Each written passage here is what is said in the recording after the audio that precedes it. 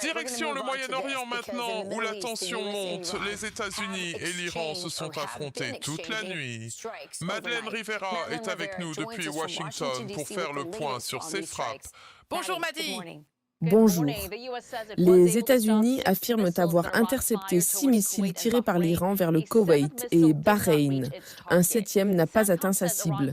Le CENTCOM précise que l'Iran a lancé ces missiles après que les USA ont abattu 4 drones suicides qui se dirigèrent vers le détroit d'Ormuz, ainsi que des sites radars sur 2 îles. Ces échanges surviennent alors que Washington et Téhéran peinent à trouver un accord. Selon le président, si l'Iran refuse les conditions actuelles, c'est en partie par fierté.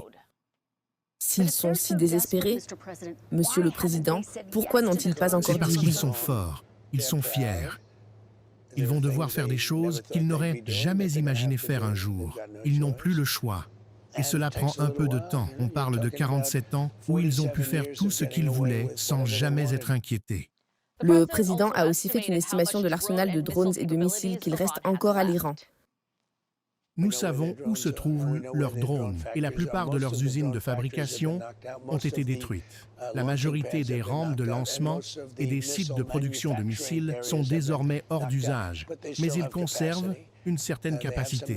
Il leur reste des missiles et des drones, je dirais qu'il leur reste environ 21 ou 22% de leur stock.